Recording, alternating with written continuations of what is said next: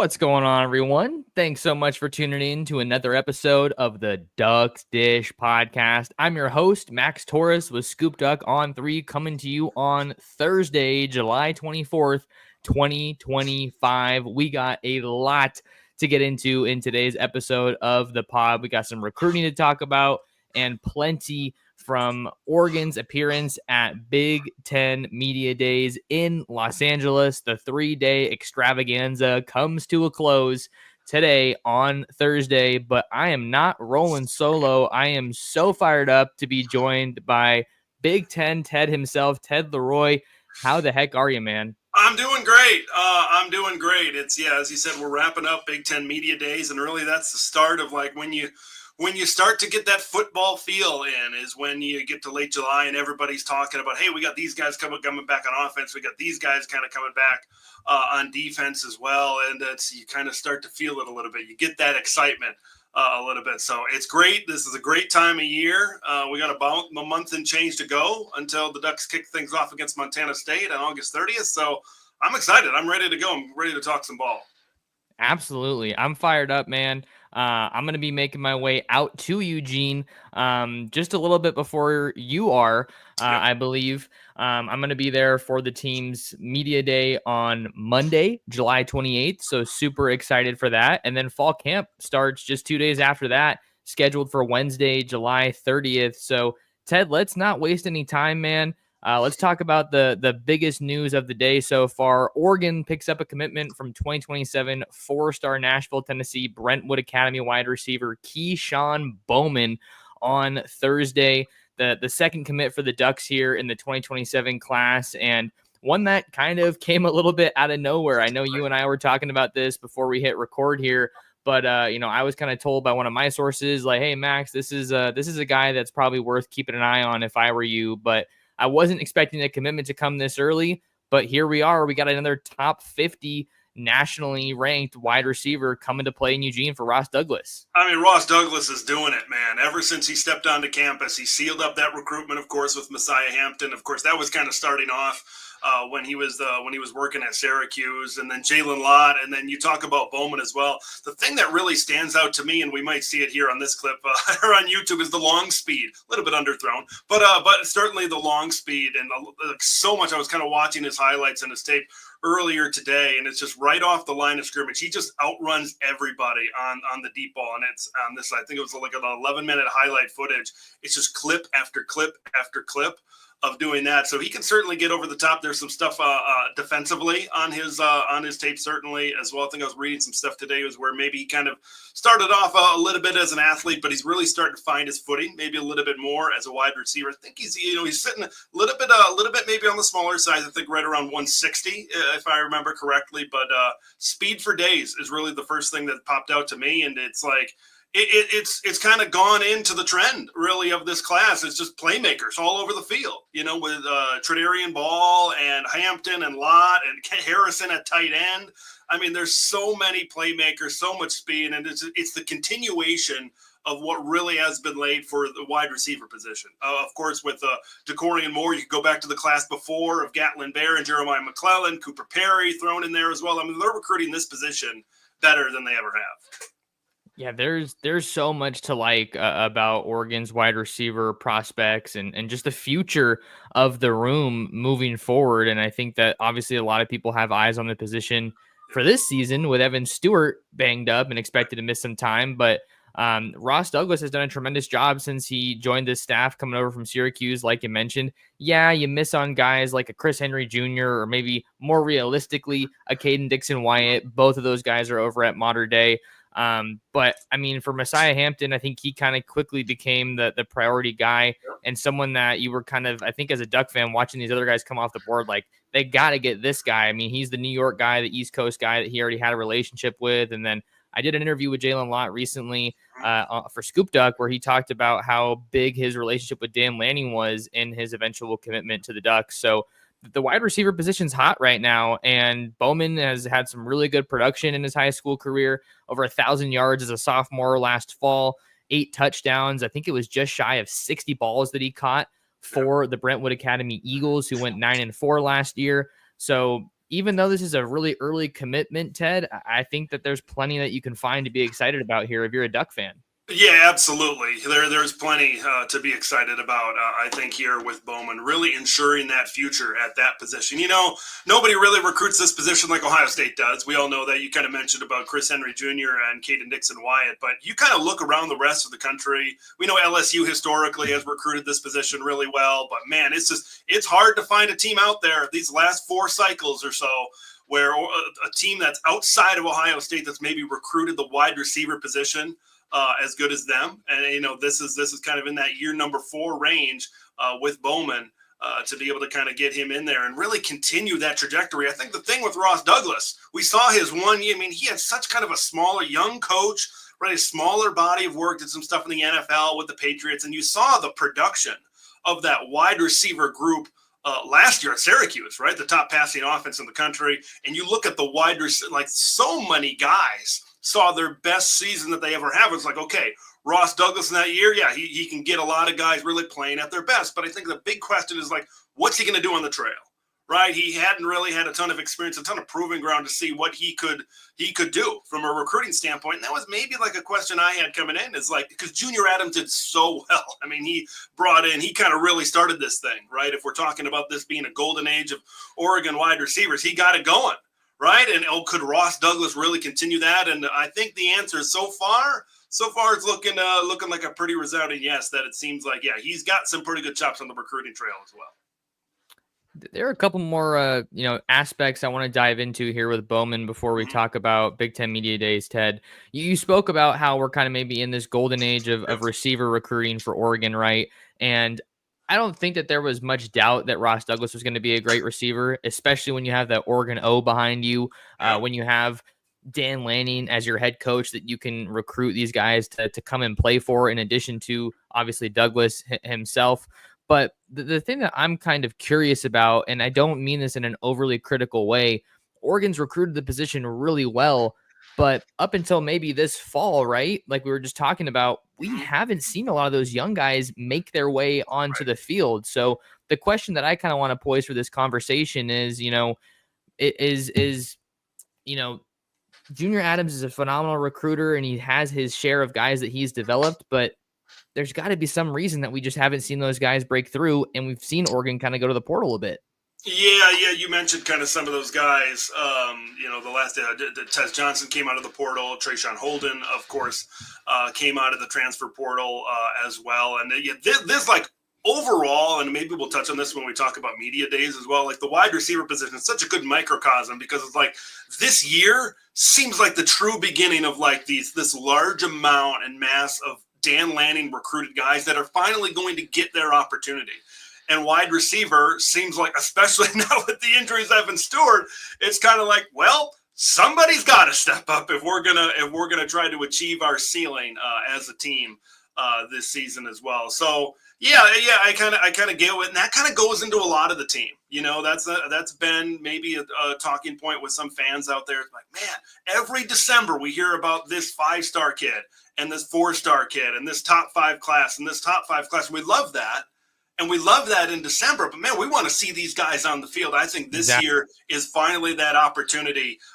So many names out there at the wide receiver position, from Jeremiah McClellan. I think he was 24, class of 24, if I remember correctly. You got Kyler Casper in there, Jurion Dickey. I mean, he was a former 5-star guy. When we talk about those high-profile guys on these December early signing periods, he was one of those guys. And there's certainly been some issues with his time in Eugene, but I kind of heard from somebody that says this is the best spring he's had so far. So this is an opportunity for Jurion to really show what he can do. But yeah, I think out of necessity, this 2025 season is really the season. I think it's excitement. It's exciting. There's some unknowns, right? When you kind of put your wide receiver 1 role in the hands of a true freshman, best recruited guy that Oregon has gotten at that position. Very excited about what Takorian Moore can certainly do, but he is a true freshman. But we did see what true freshmen did last season at Alabama and Ohio State, certainly. But yeah, it's exciting. I think what this wide receiver room is going to be like in the future, and I think this 2025 season,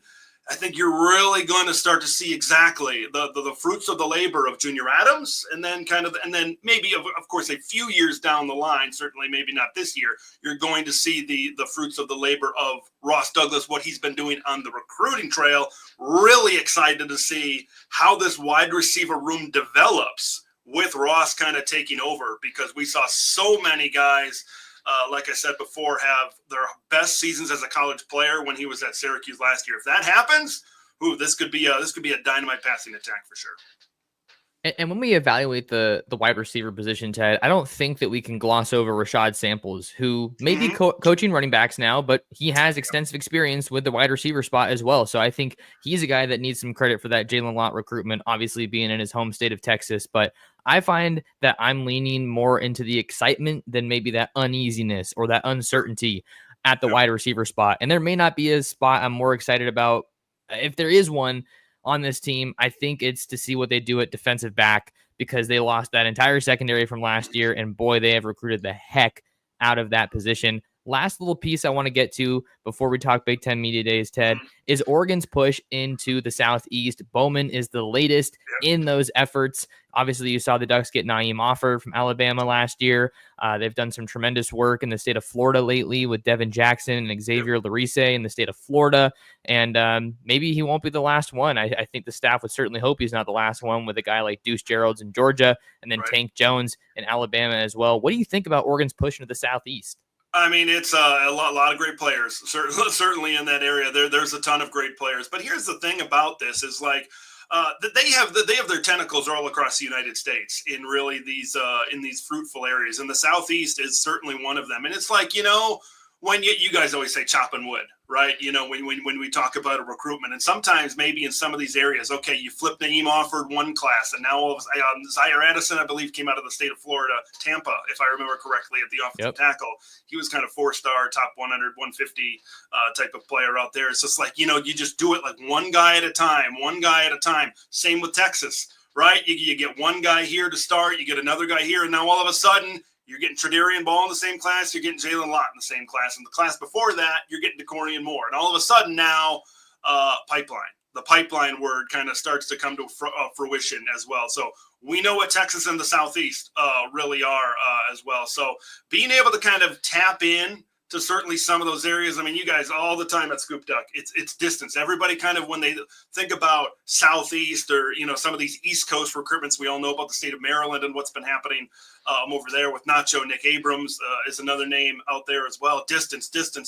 But, you continue to get that pipeline, and you get guys who have come from this area that have successful careers at Oregon. And I think that maybe makes that distance a little bit easier, and it makes the Southeast, Texas, certainly a little bit of a pipeline. You talk about Rashad Samples, though. I mean, the DeCorian Moore recruitment. I mean, he's got that immediate connection, certainly within family there. That certainly helped that as well. And that, you start to build this year and cycle over cycle over cycle. And you're going to have a lot of success. And it certainly appears that 2026 is kind of the continuation of what has been set up by the staff. Some great stuff there, Ted. I really appreciate it. Wanted to just take another moment to welcome you guys if you're tuning in here, whether you're on YouTube, here on the Scoop Duck on 3 YouTube channel, or Ted's channel, That Show Out West. Excited to have Big Ten Ted, a.k.a. Ted Leroy, here on the show with me on a Thursday. We're wrapping up some recruiting talk, but before we talk about our next topic, got to give a quick shout out to scoopduck.com. You guys got to come check us out. Awesome community over there. Ted can say for himself, he's joined the community. He's contributing some stuff for us over there, and we really love having him around. Awesome message boards, and there's no better time here, especially post-Rivals merger and with the 2025 season just around the corner. Come and see us at scoopduck.com. Try us out today. You won't regret it. Ted, let's turn the page now to Big Ten Media Days. The Ducks took center stage in Las Vegas on Wednesday. Dan Lanning, Mateo Uyunglele, Kenyon Sadiq, and Bryce Betcher, the representatives for the reigning Big Ten champions, and those guys in the green and yellow. I mean, I'm going to give you the floor here, man, and open it up. Where do you want to start with kind of our takeaways from Big Ten Media Days? Oh, man, where do we begin? It's kind of one of those things. I guess I'll start with the Dan Lanning press conference, the one televised, the first one by Big Ten Network. It's when you're watching it live, it's just, all of this information that kind of comes in, and it's just like, some things like, oh, okay, it doesn't really stick in your head. But then when you kind of rewatch that press conference and some of these other things, it's like, oh, there is certainly a lot there to break down. Of course, double down, he says, is the theme for this this season as well. And it's like we started this show with recruiting, right? And it's doubling down on the process, doubling down on the plan. It's like there's a few position groups out there. We talked about defensive back, right? How many outside of Dylan Thieneman? Those are recruited guys. Okay, you look at Ify Obadegwu, you look at Kingston Lopa, you look at Aaron Flowers, you look at all of these players out there that have been recruited and are staying in here. Like, okay, we're doubling down. We know, and we have a lot of confidence in the guys that we brought in. Linebacker, Dan said it after the spring game. When he was asked, "Hey, you going to bring in a linebacker for the portal?" Nope. We believe in our guys. We believe in Braden Platt. We believe in Dylan Williams. We believe in Jerry Mixon. We believe in Kamar Matudi. All of these were recruited guys for the Ducks. So they're doubling down on that process, their roster building, just everything. And it's clearly worked, right? They elevate every single year in the win total. Eventually, that's going to be capped off, right? You can't elevate to 18 or 19 wins or something like that. There's only certain amount of games during the season. But that's certainly the first thing I think that stuck out during the press conference. And, man, I've been shouting it from the mountaintop since February. Kenyon Sadiq. There was about a streak, I think, on TSOW where I think I talked about him like 3 or 4 straight shows during like February and March. And it's like we've heard Will Stein. Okay, he said during the spring, it's like, hey, he can be the best tight end in America. We heard Drew Maringer really rave about him during the spring as well. And now Dan Lanning is going out there and says, yeah, he can be the best tight end in America. He's tearing it up when me and my son play on CFB 26. So it's just, the hype continues to build for him. I think he's a one-year guy. Because everybody's looking at him, first round pick, maybe second round pick, something like that. They're already having those conversations with Kenyon Sadiq. And obviously with the injury to Evan Stewart, I think you're going to see a lot more of Kenyon Sadiq lined up out wide or in the slot. They did that with T. Ferg a little bit, and of course Sadiq as well last year. But now, and then I have a feeling that they've got some confidence in Jamari Johnson, the tight end that's coming over, where you could see a package in 11 personnel where you do see Sadiq lined up in the slot and really take advantage of his athleticism and skill set, but also see Jamari Johnson on the field at the exact same time. So that's certainly another takeaway that I had from that. And, all three representatives at Big Ten Media Days, okay, were all recruited players from Oregon. Okay, now none of these guys were transfers. Bryce Betcher, we all know his story, right? Double walk on Eugene Hayes, like, hey, sour taste in my mouth after the Rose Bowl. We got to finish this thing off on the right foot.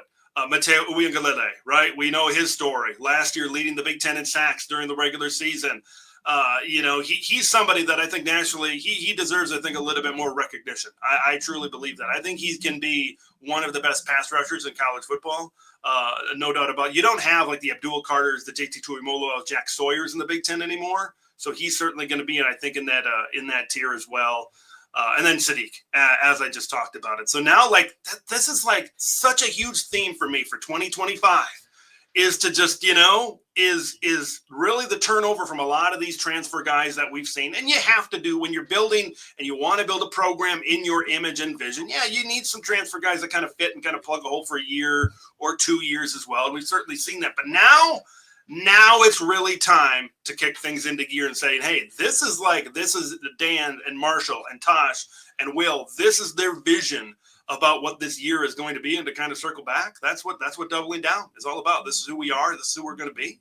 And it's certainly a lot of exciting things from media days, but those are kind of the main things that I took away. Yeah, I love the theme of doubling down that you kind of got into there that Lanning spoke about, Ted, because I guess last year it was good to great, and now I think it is maybe just doubling down. Like, hey, the proof is in the pudding. We've got 3 seasons under our belt here, operating with Lanning at the helm, and the results have been pretty darn encouraging. I don't know how you can say anything other than that.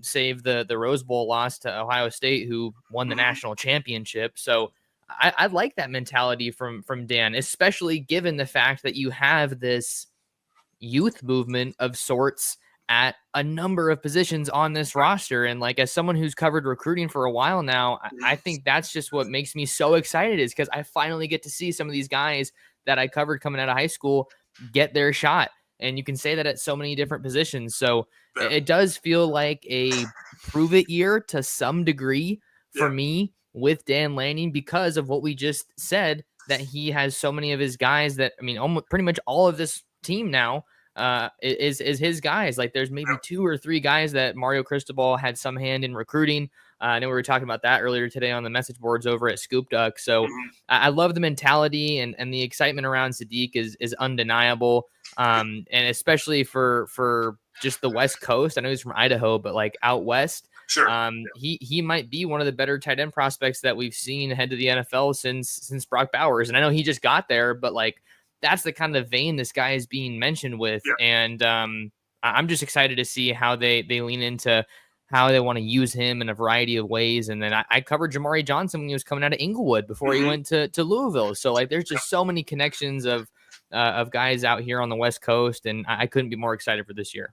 Yeah, and I think I remember an interview sometime during the spring that Marshall was having. He says like you can build a championship team with this talent on the West Coast in these classes here coming up. So there's no doubt about that, man. They got something in the water out there in Idaho. Colston Loveland, the former Michigan tight end, is from Idaho.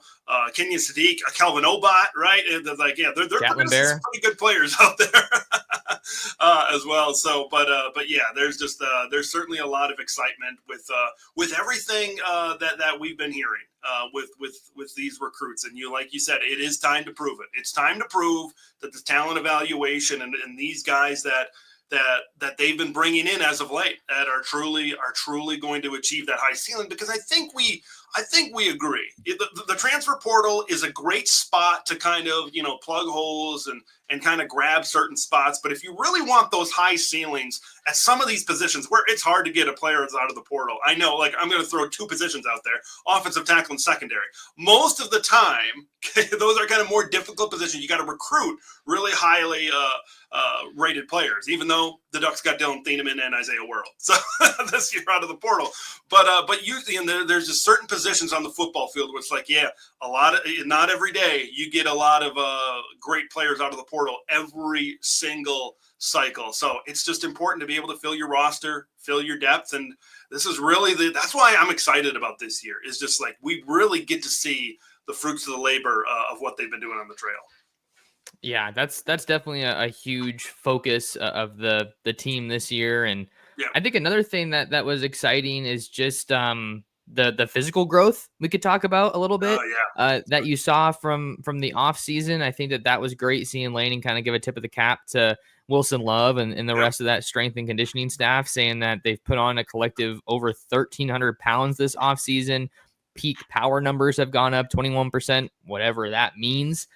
Here's one that's tangible. Lanning said our freshmen, the average gain for our freshmen is over 17 pounds. So these guys, a lot of them got to campus in December, January. Some of them joined the team for the Rose Bowl.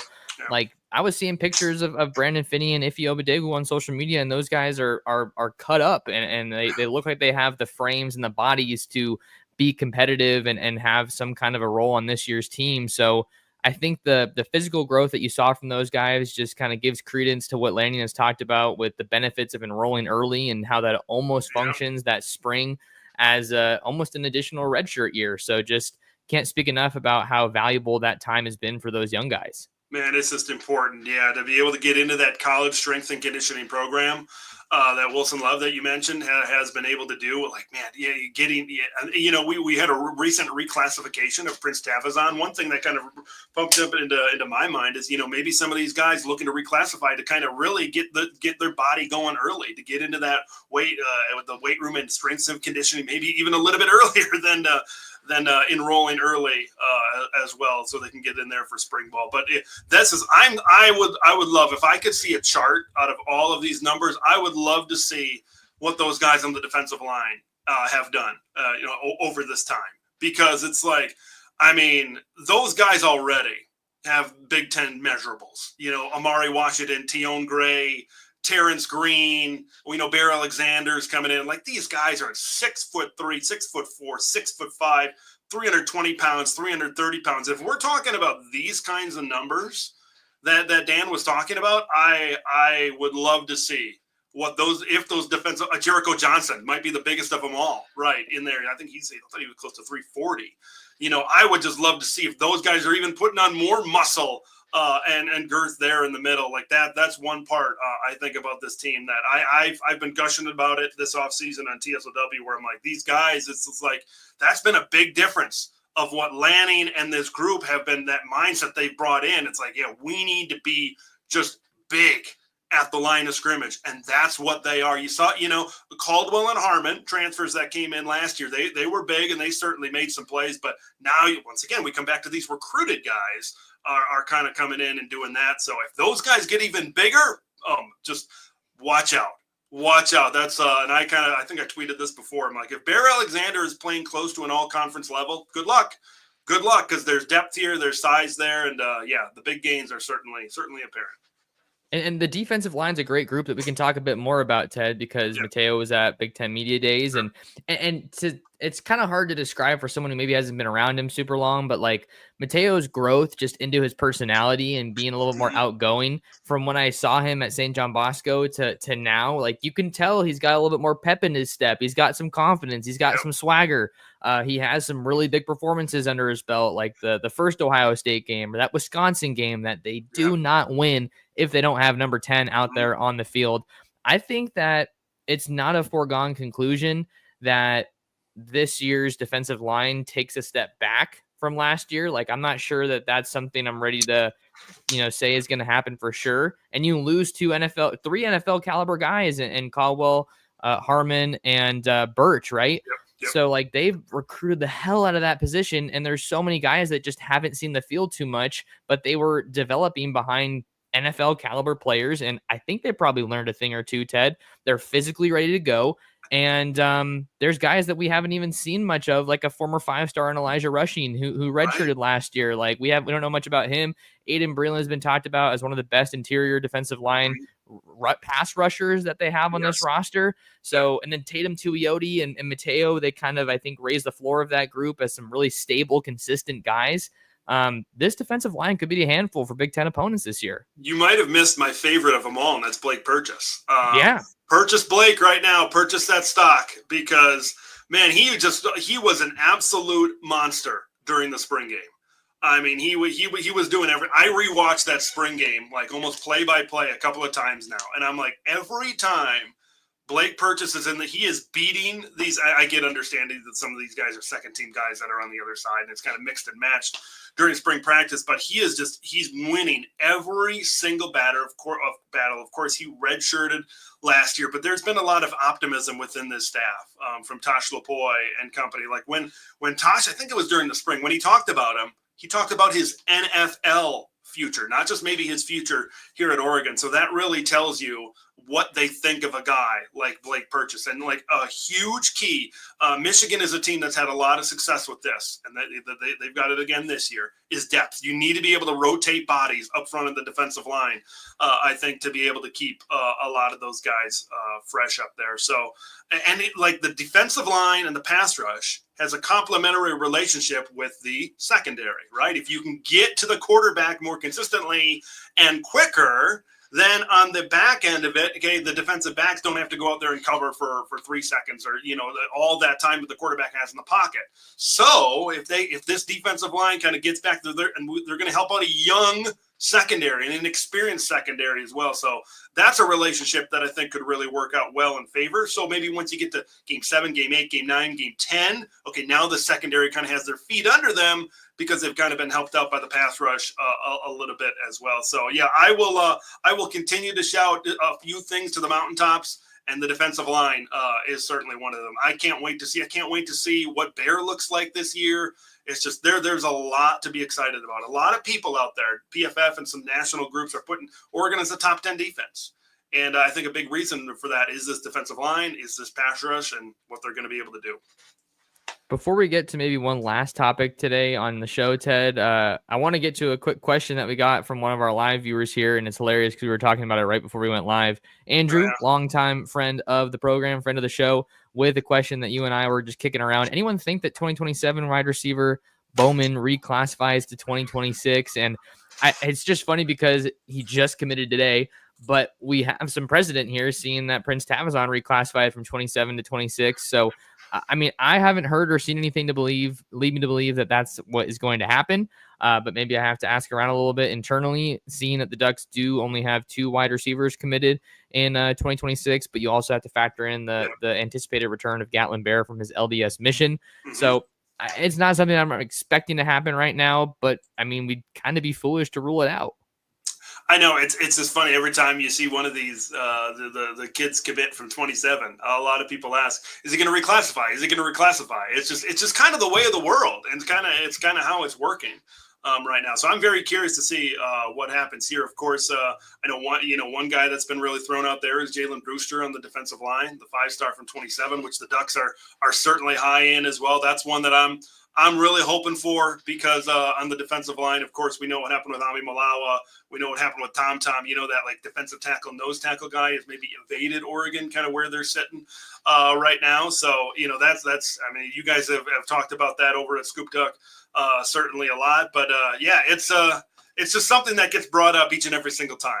But it's kind of as you know very, very well, it's part of the changing landscape of college football recruiting right now. Everybody kind of wants to get into the program as soon as possible. All right, last thing for us today on the show, Ted. It's been awesome chatting with you again, man. We got to get you back on the show like more regularly. Let's do it. I think the listeners would love it. So I'm gonna be heading to Eugene for Oregon Football Media Day, and I think one of the things that I want to try to do is focus on some of the true freshmen or redshirt freshmen that are made available to the media. I haven't covered this event since 2021 when Mario Cristobal was heading the program, so there may not be a lot of those guys made available to us, but I want to try to see what their transition's been like. And then just what I want to kind of dive into a bit more is the chemistry and growth of this offensive line. You have so much talent and so much experience, but it's all at other schools for the most part, with the exception of Kavika Rogers and Dave Iuli, Pancho Lalaulu. Those are the main returners that have played at Oregon and been there their entire careers. And then on the back end in the secondary, what does that chemistry kind of look like? How much of a revolving door are we going to see throughout fall camp and maybe even into the season as they try to kind of shore up what those starters look like at offensive line? I think that's a little bit clearer than the secondary. Yeah, I think, some things that I'm looking forward, I think, to hearing from. One guy I think that I would be very curious to kind of hear his journey back from injury is Gary Bryant Jr. At wide receiver. He's a guy, you got all these, with the Stewart injury, you got all these pieces kind of floating around. Okay, who's going to step up?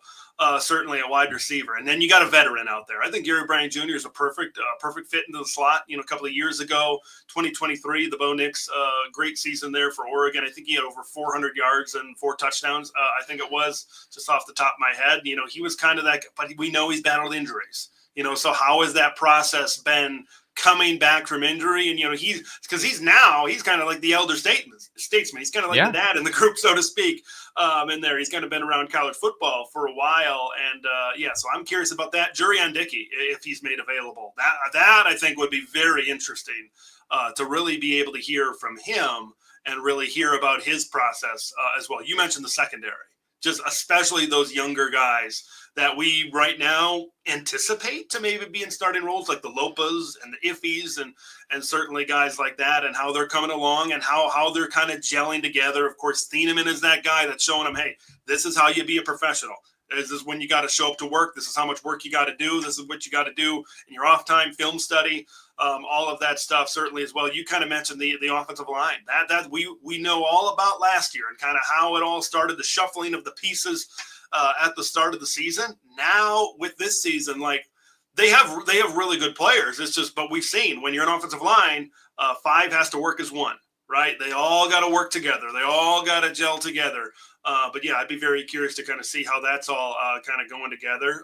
I really like the team media days, because you get to see and hear from so many more players. You just get a little bit of a sprinkle at these conference media days with some of the leaders and some of the veterans as well. But, like you said, maybe some younger kids will be made available to see kind of, hey, what was spring like? What did you kind of learn during that period and all of that? I mean, Like you said, who knows if they'll be made available? We have yet to hear. We've kind of heard some podcast interviews from Decorian Moore.